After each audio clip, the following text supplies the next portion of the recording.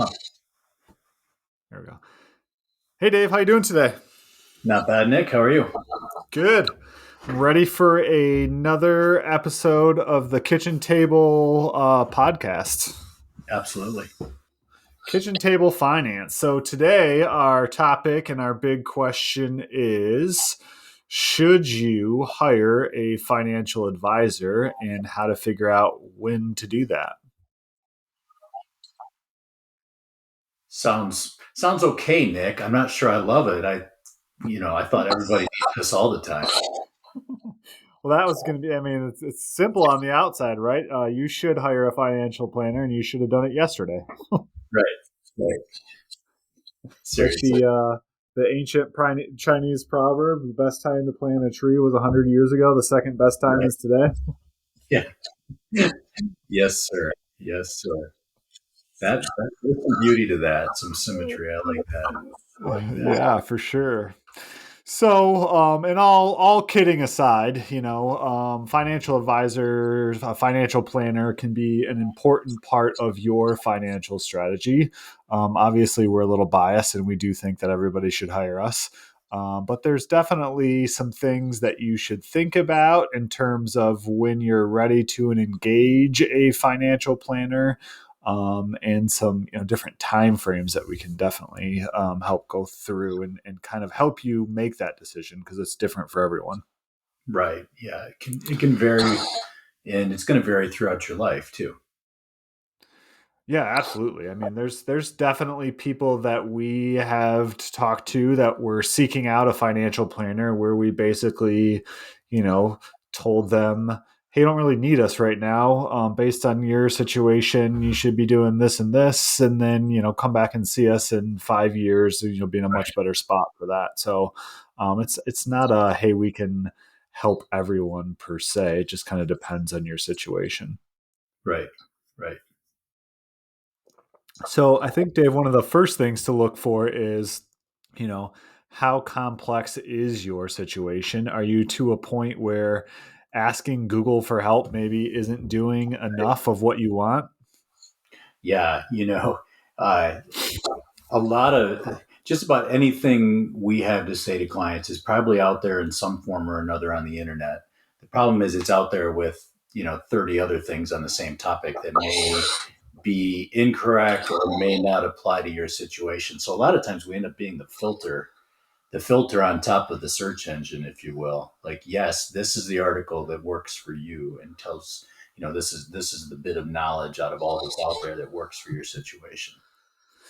Yeah, it's really interesting when you think of it because we do live in this information age where we can literally all go to Google and type something in and get an answer. The issue is you don't, it's hard to filter Google into Mhm. knowledge for a specific situation, right?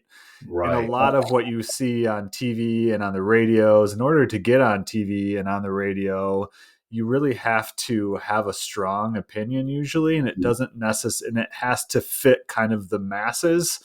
Mhm. Nobody's publishing headlines that say, well, maybe you should do this, but you should also maybe do that. And it depends on your situation. It's always you need to do this and you need to do it yesterday. And so as a professional too, every once in a while, actually pretty frequently, I'll be looking for an article online to forward to a client, to back up something like they asked a question and I give them my answer, but hey, here's an article, here's some information on it.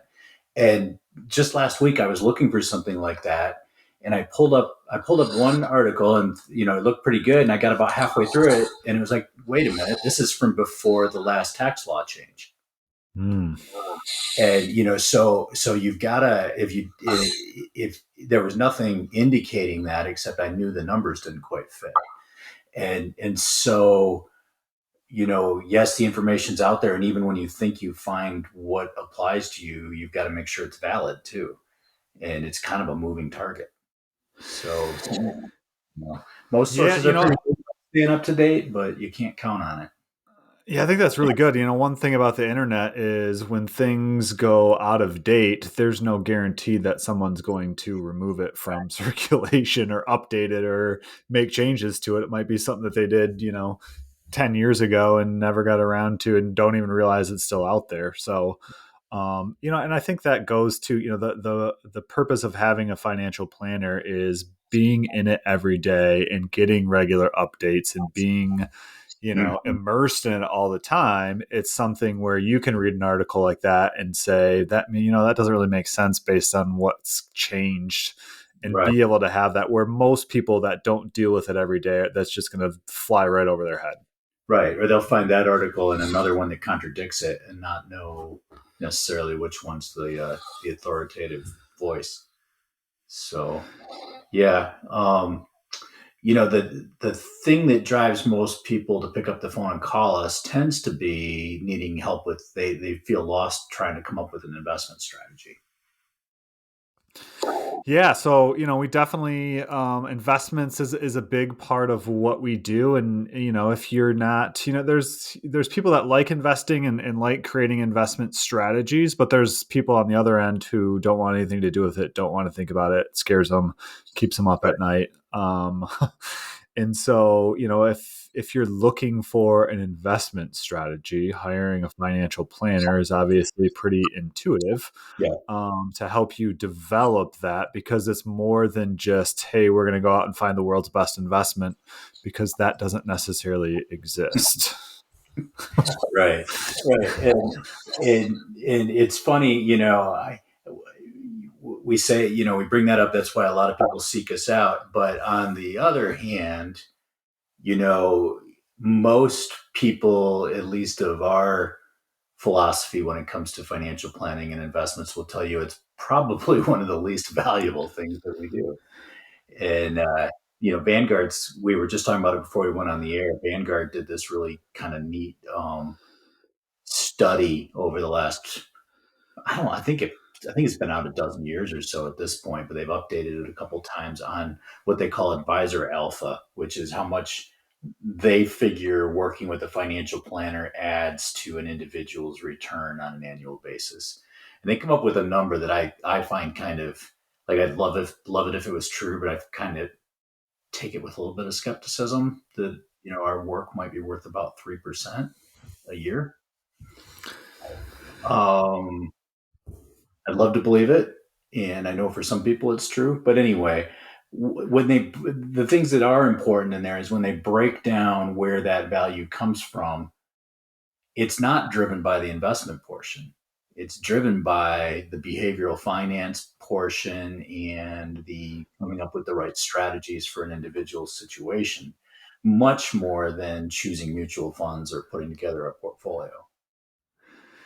Yeah, that's very interesting, because that's really kind of changed over time. And even since Mhm. they started this study, I think you're right. I think it started in 2010, so about a dozen years ago.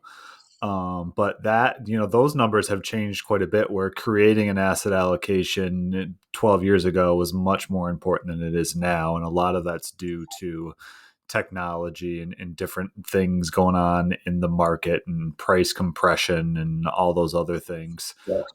But you can have the world's greatest investment strategy if you can't stick with that investment because you are, behavioral finance and concerns over those types of things. You're right. It doesn't matter how good your investment strategy is if you're constantly getting out of the market because you're nervous or you're not sure what's going on. And so that's where that, they're deriving that 3% number. One of the biggest factors is a financial planner's ability to keep you invested and help you understand what your investment strategy is so you don't change it at the worst possible times. Yeah, or the where I think I see this play out more isn't people jumping in and out of the markets or that kind of. I mean that does happen, but more importantly is procrastination Mm. and just paralysis based on the fact like somebody who's not in the industries, but sits down in an evening to figure out how their 401k should be invested and does all, Googles as much as they can and comes up with some stuff, but can't quite figure out what fits for them. And so they do nothing. And then a week goes by and they've still done nothing. And then a month goes by and they've still done nothing. And that I think from a behavioral standpoint is a lot of what we do is just helping people get over that initial paralysis where they're just not acting, not improving their finances. Yeah, I think that's a great point, and I kind of like to compare it to health.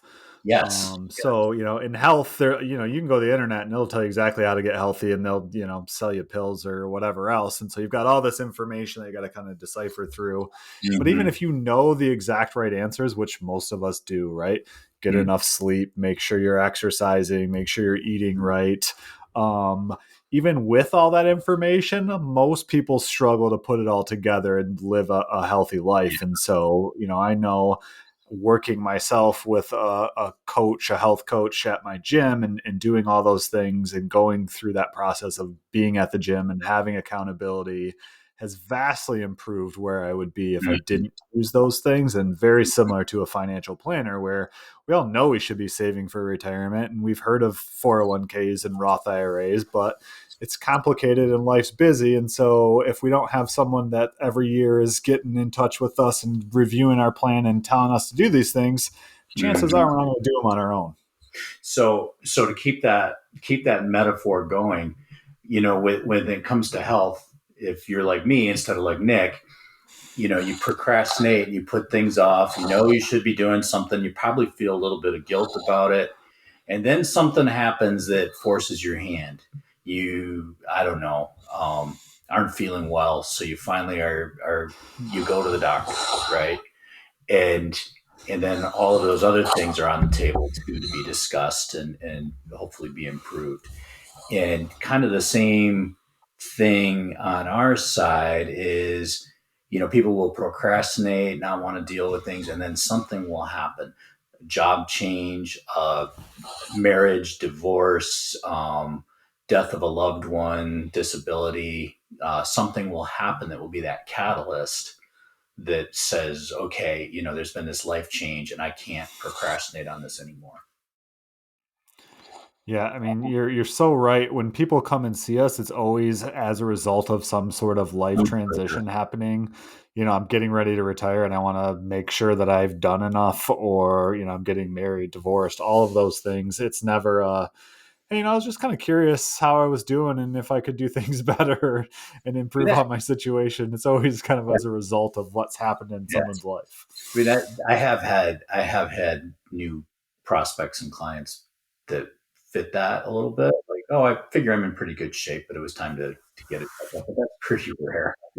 That's pretty rare. Yeah. Usually, it's something acute that brought them to the door. And so, those are all things to consider when it comes time to hire a financial planner. Is there some life change coming up that you just absolutely need to get that advice? Yeah, absolutely. And it's different for everyone. I think you and I both believe that everyone needs a financial planner. Not everyone necessarily gets one. I know that I personally have had much better success when I went through the process of becoming a certified financial life planner and or a registered financial life planner, excuse me, and went through that process and actually worked with another life planner to create my own life plan was Yeah. way more impactful than when I tried to do it on my own. And that's from somebody in the industry that does it, you know, on a regular basis for the last, 15, 16 years. So Yeah. I know that other people could use those services as well. Yeah. But sometimes it's a matter of timing or what's going on in your life. And if it's just, if you're sitting there kind of on the fence, you got an investment portfolio and you just want help putting an investment portfolio together, not sure that that necessarily is going to be worth paying what most financial planners will pay. But I also would think that there's a lot of other things going on that relate to that investment plan that you Hmm. would be able to get a great return for the Hmm. amount of money that you would pay that you're probably not thinking of too. Right. And then there's two other type of, I don't know, potential new clients or folks that seek us out. And one is that person that just absolutely hates finance, doesn't want to think about it. Please just take care of this for me. Um, all I want to do is get on with the stuff that I enjoy. and they'll seek out a financial planner just to take that off of their own shoulders. Yeah, and I think that's huge, and I think we a lot of times there's this kind of stigma for a lot of people that, well, you should be doing this on your own. You shouldn't hire somebody else to do it. Who knows Mhm. your own personal finances better than you? And I guess the counter to that would be, do you really want to spend your time researching, shopping around, looking at asset allocations, looking at financial planning trends? I'm assuming you got better things to do with your time.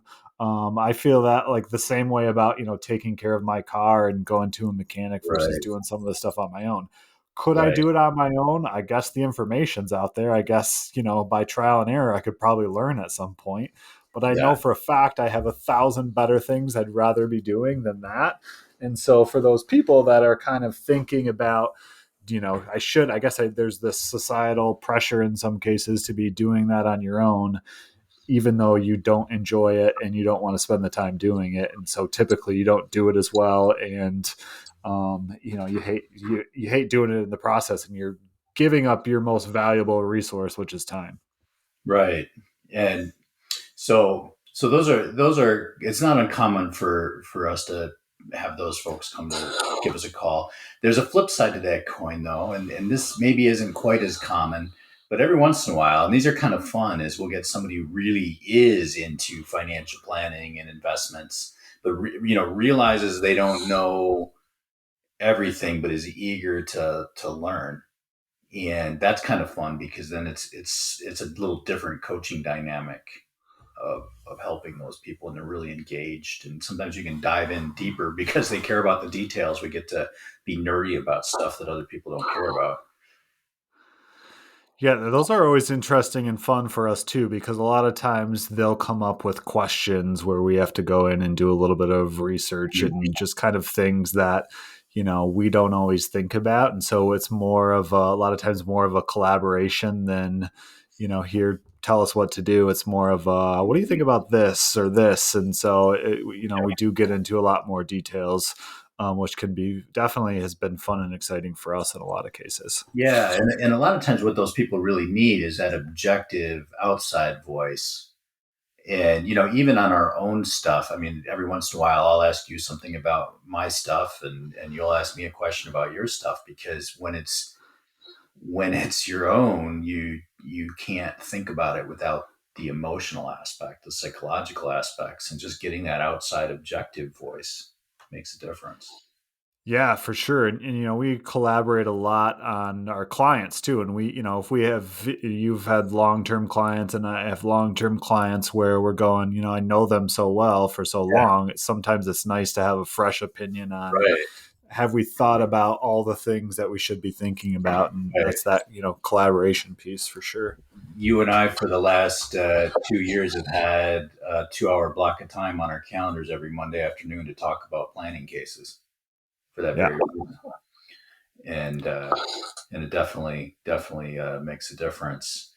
Um, and sometimes it's just about having, it's one thing to like be involved and want to understand what's going on, and then it's another. I've known people that just couldn't bring themselves to pull the trigger and place trades themselves. Sure.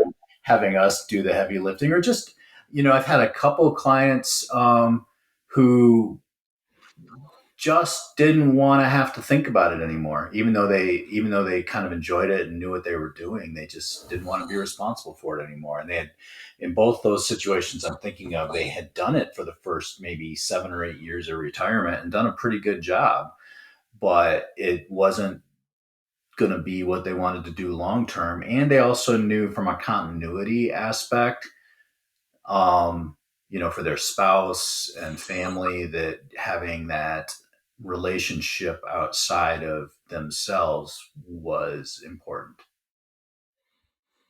Yeah, I think that's a great point. A lot of times, especially with couples, having that third party objective resource Mhm. where not all those decisions are aligned is super helpful and a great reason to hire a financial planner. Yeah, Even if one spouse really enjoys the planning part of it and the other wants no part of it, having somebody that can kind of be the in between can be super right. helpful.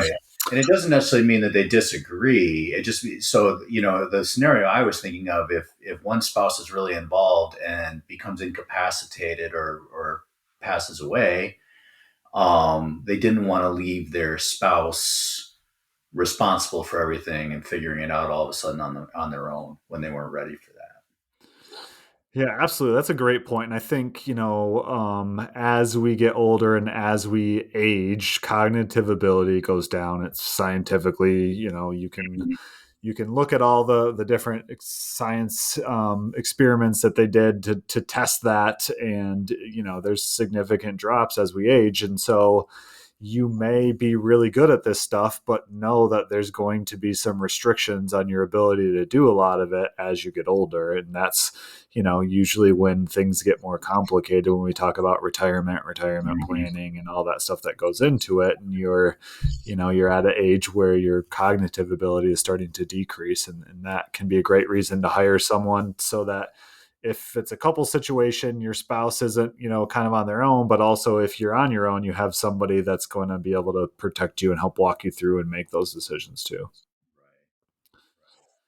So I think, Dave, there's a couple of reasons to kind of bring this full circle that you may not want to hire a financial planner. And one of those reasons that I can think of is if you just have more money than you need, then so you don't need a financial plan to achieve your goals.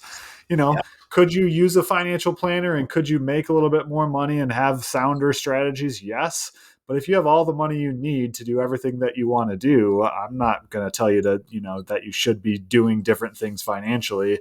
If you right. can stick all your money in the bank and still meet all of your financial Yeah, goals, maybe you yeah, don't need a plan. Maybe that's, maybe you don't need to make extra money. Maybe that's not part of your plan, or do different things financially and save on taxes if you have more money than you need already. yeah. If you've got a wide margin of error, then yeah, what the advice might make a marginal difference one way or the other, but it's not going to alter your life.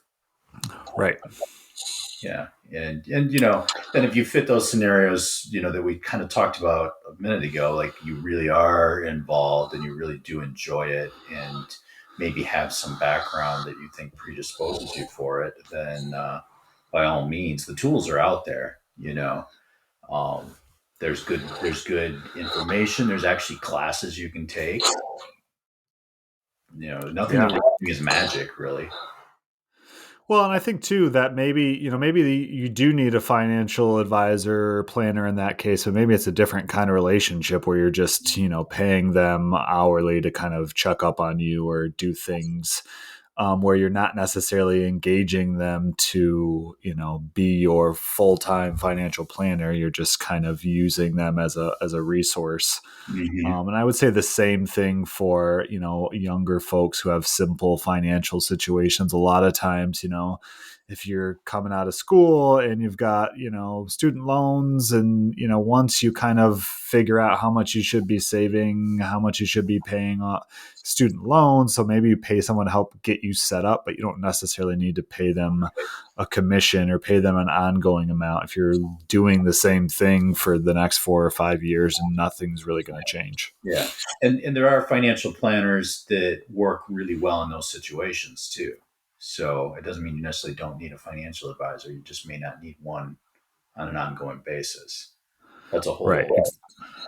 I'll tell you my big one that I want to get out there, like when you should not hire a financial advisor or financial planner, is if what you really are looking for is someone to help you beat the market. If that's your main, it's one thing to want to hire a financial advisor to make sure you're using a valid investment strategy. But if you're doing it because you think that, if the stock market's up 10%, they can help you be up 15 or 20%, you're probably going to be disappointed and it's not going to be a great relationship. Yeah. Chances are at that point, if you find someone that's going to do that for you, they're going to charge you a lot of money and you're not going to end up with what you want. Right. Well, and actually, what will probably end up happening is they'll charge you a lot of money, making you think that they're doing all of that, and you're going to be disappointed in the results. Right. Yeah. So, I mean, and it's not that a particular strategy that somebody chooses may not pay off in the short run or pay off on a limited time frame, but we can throw reams of research at the idea, and we've covered this before, of course, but if there's no magic bullet out there. If you want to make more money over time, over your working years and over your retirement, you need to take more risk. And if you're not comfortable taking risk, you can expect your returns to be lower. And that's pretty much investing 101 in a nutshell. Yeah, absolutely. There's no such thing as higher return than the market with less risk. So Not over time. uh if somebody's selling you something different, then you're not necessarily getting financial advice. So Right. I think that's a great point, and I think this hopefully has helped our listeners kind of figure out, okay, do I need a financial advisor, and how does that work, and what I should look for. So, Yep.